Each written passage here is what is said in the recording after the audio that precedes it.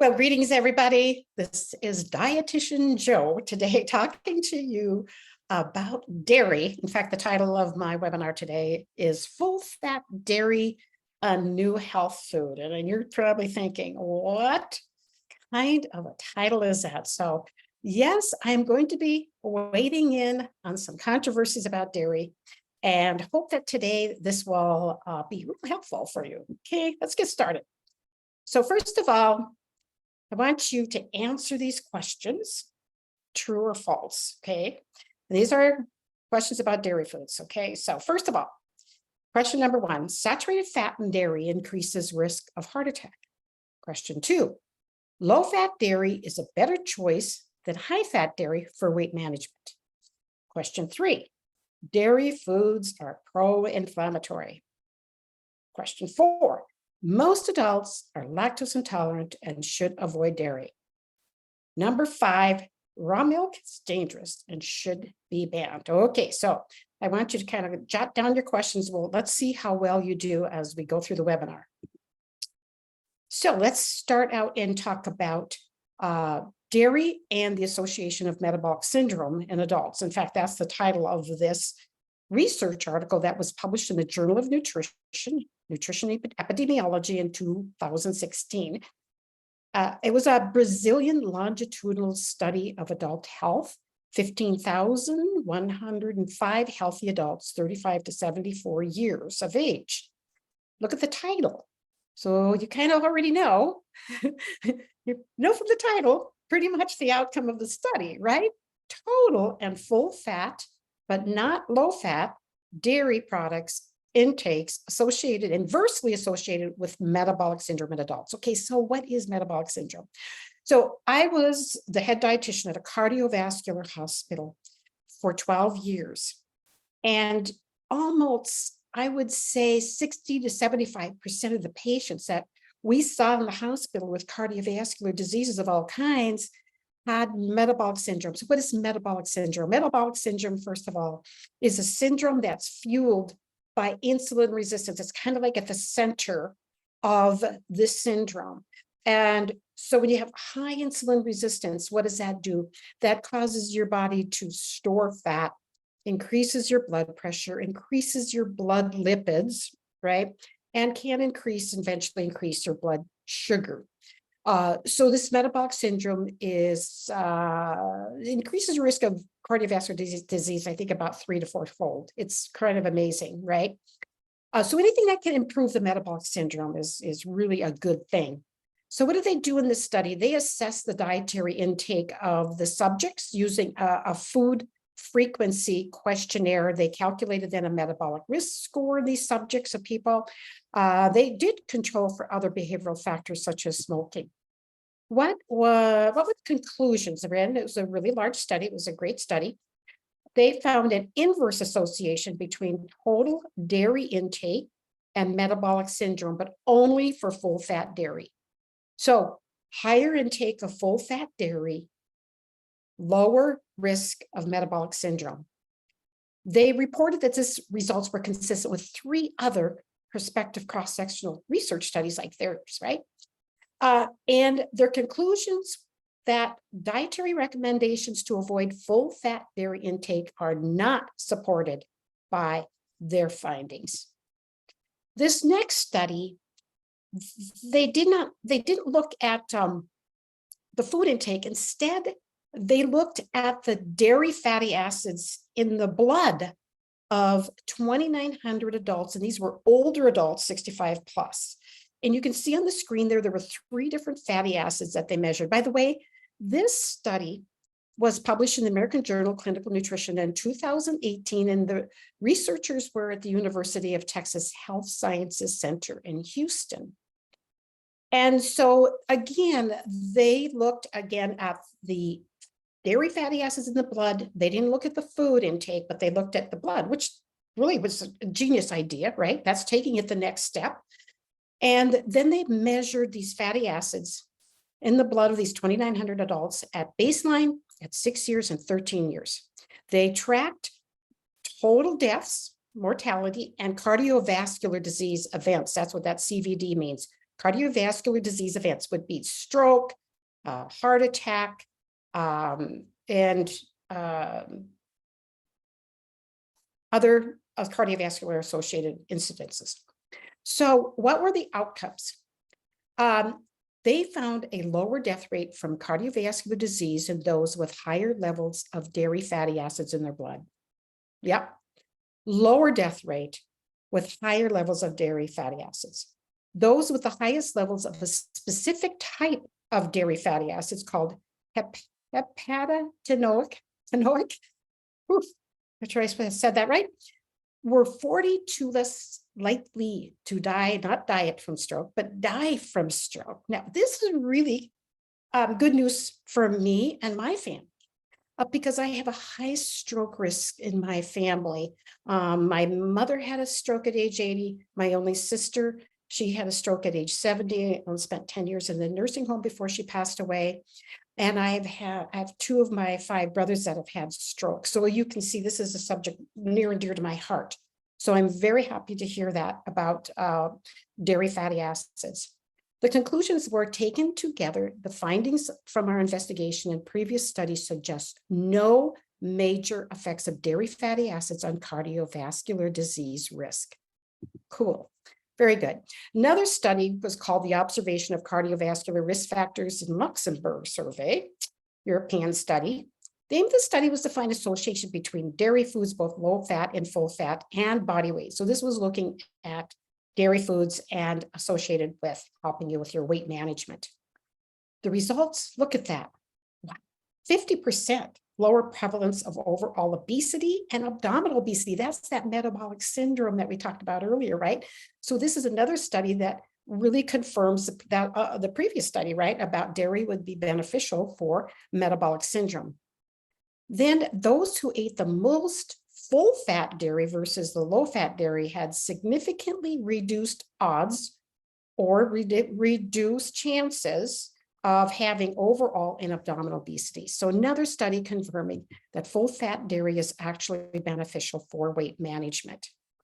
Now, this last study I'm going to talk about is diet, cardiovascular disease, mortality in 80 countries. It's called the PURE study, P-U-R-E.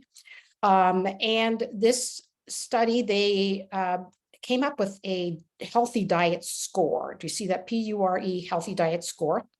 And they assigned a number 1 point to fruits, vegetables, nuts, legumes, fish, and dairy, depending on the servings you're eating per day. And they found that diets in these 80 countries need 245,000 people. That's amazing. That's a huge, huge study in terms of the data, right? Found that these foods were very protective. And this is different and kind of a new approach, because what the study authors were really trying to do was looking at the positives, like what do we need to eat more of, rather than like don't eat red meat kind of approach. And so I wanted to read something from that study, what the authors had to say exactly about animal foods and dairy foods. And they said that animal foods and dairy foods have been demonized for their saturated fats and presumed effects on cardiovascular disease and mortality. However, numerous studies suggest the effects are very modest, if at all. High saturated fat intake is associated with slightly higher LDL cholesterol, and it does not increase the atherogenic particles. I call those the artery clogging particles. So, animal foods do not increase these, the bad particles, and those would be small dense LDL and apolipoprotein B. Those are the bad particles. So that was really interesting that they kind of, did a summary and review prior to publishing their key findings about, animal fats and dairy fat. And so take home message was a lower consumption of healthy foods. So it's kind of like the reverse. Lower consumption of healthy foods contributes to an increased cardiovascular risk globally, especially within countries in lower incomes. Now, I want you to kind of look at this pure diet. Again, look at the number of participants, 80 countries, 6 continents. And so they came up with this pure health eating pattern. I don't know about you, but are you noticing that it looks a lot like the Mediterranean diet? It sure does, doesn't it? Fruits, vegetables, legumes, beans and lentils, nuts, like a serving a day of nuts. Honestly, great. Fish, 2 to 3 servings a week, and then dairy. So it's not that you can't eat the red meat. Do you see it's more important that you focus on eating and adding in all these healthy foods? What a much more positive approach, right? And I love what they said too about the dairy foods, and what they said that dairy foods, especially full fat dairy, may be protective against metabolic syndrome and blood pressure. I think we already know that, right? Previous studies pretty much confirmed that as well. Now, one of the questions I asked about dairy and inflammation, because if you look on the internet, I'll tell you, so many different blogs and nutrition blogs are saying, don't eat dairy, it's pro-inflammatory. Well, I wanted to really check that out myself. And I'm kind of a science geek, so I went to pubmed.gov, National Library of Medicine, kind of did my own research and spent literally hours looking.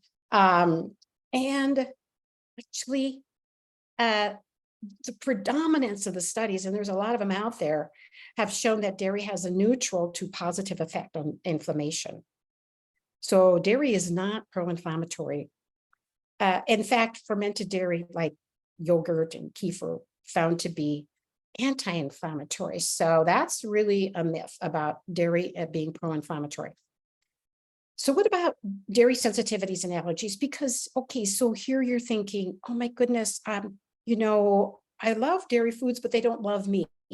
In fact, some of the statistics I've read is like 20% of the population either has a sensitivity to lactose or they have an allergy to the protein. So in dairy. So I'm just going to give you some options on how you can still consume dairy foods and enjoy dairy foods and get all of the nutritional benefits, because, dairy foods are nutrient dense foods. So many nutrients in dairy foods, not just calcium, but, potassium, vitamins and minerals, and the dairy fats we're now finding are beneficial fats. So here's one thing that I have been reading this for a number of years about, the controversy about pasteurization and this whole controversy about pasteurization versus raw milk. And it's true that pasteurization does destroy not only the bad bacteria, but the healthy bacteria in the milk. It destroys enzymes that you need for digesting, particularly the lactose, and it does change up the configuration of the proteins. So this is why there are some who really are advocates for raw milk. And I have to tell you my own story with raw milk is that I grew up on a farm drinking raw milk. Never once did we get sick from drinking raw milk. Jim grew up in a farming community in South Dakota. And the family doctor in the community said that the reason why the kids in Harold, South Dakota were so healthy was because they all drank raw milk. My brothers, for example, I don't remember my brothers, I have 5 brothers. I don't remember them ever missing a day of school, and we drank raw milk. Asthma, eczema, milk allergies are rare in farm cultures. True. That is very true. We just did not have a lot of those, kind of health conditions that kids have today. And so that gets to be like, okay, so is raw milk really dangerous? No, not if you buy it from a certified raw milk dairy. And there are many around the country. You can go to the Raw Milk Institute and you can find if there's a raw milk dairy near you. In Casa Grande, where I'm from, Casa Grande, Eloy, Arizona, there is a local raw milk dairy that sells their dairy to the Sprout stores in the area. So we have access to raw milk. Now, there's another option for you out there if you have a dairy sensitivity is to buy A2 milk. This is A2 is refers to the type of casein protein in milk, because 80% of the protein in milk is casein. The other 20% is whey. And so A2 milk is has a more digestible form of casein, and A2 milk comes from the brown Jersey cows.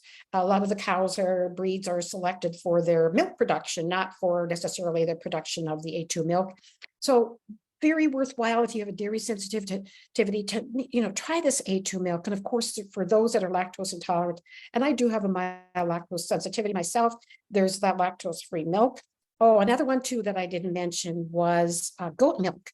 And I've been tested for my sensitivity to both dairy milk and to goat milk. And my sensitivity to goat milk is like a 0, whereas I'm mildly sensitive to, cow milk.